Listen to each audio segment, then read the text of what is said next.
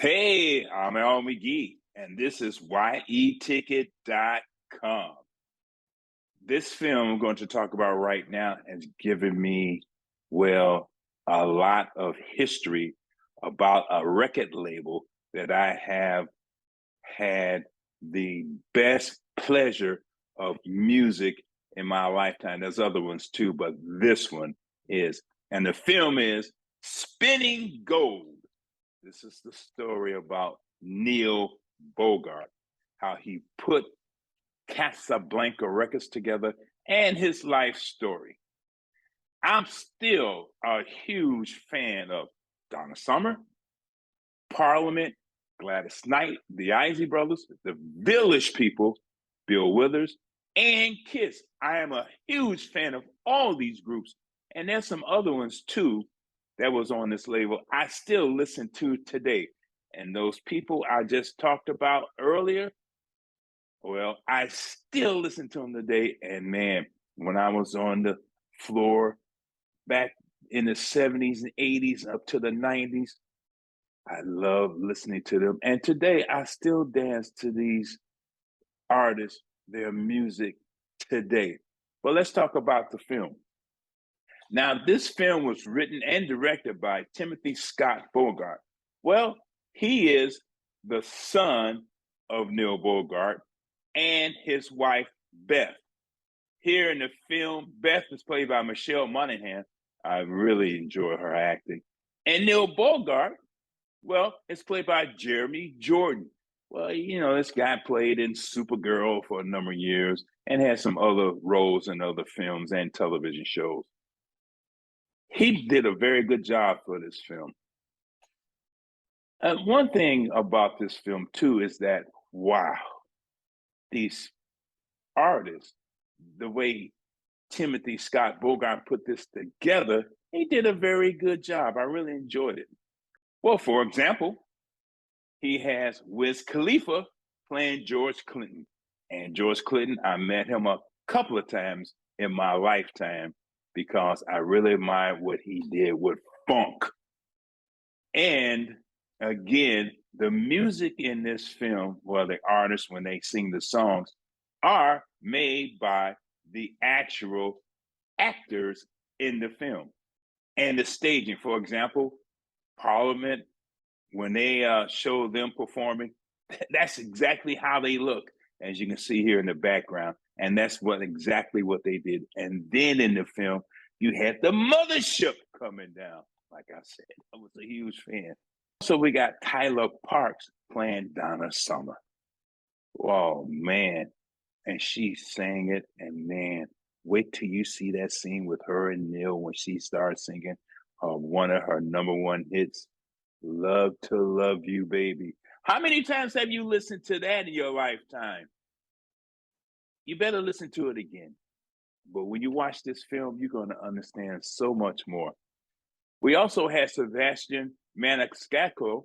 He played Giorgio Moroder. Now, he didn't talk about a lot of him in this film, but he was a very big influence with the music at that time and Casablanca Records.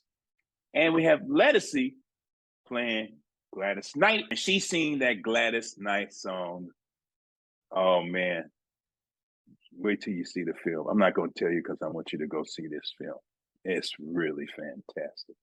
I did not know Neil Bogart that well, but I heard about him. I read some things about him. And unfortunately, something tragically happened to him, and the man died at the age of 40. But I love the way, again, Timothy Scott Bogart talked about his father and showed all the different things that he did throughout his life and the chances that he took to make, well, music history.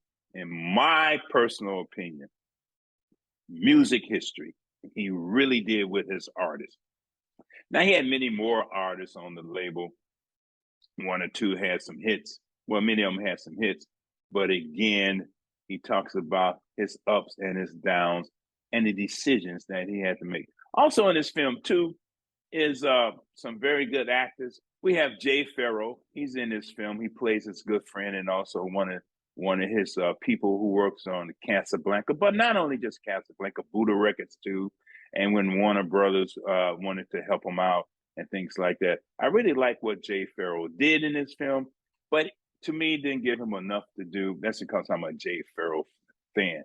You got Michael Ian Black in this film and Chris Redd in this film. Like I said, this is a very good cast. This is a very good film. Now, this is not a perfect film. What I mean is, you can see some flaws in this film. You really can.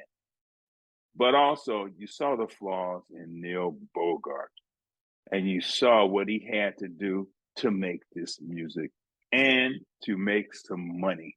Spinning Gold is a very good film. And again, the execution of the film, well, it was very good too. And I love the way they did some modern version of those tunes and with the actors actually singing the songs and performing. I wanted to get up in the aisles and dance when I heard some of those songs. But, you know, I'm a film critic, so I had to contain myself. But like I said, it's not a perfect film. And there's another scene in this film with the Isley Brothers. Oh, man. But anyway, Spinning Gold, I'm going to give it 3 palm trees out of 4. It's not a perfect film. And there's some things in the timeline that didn't happen at that time. But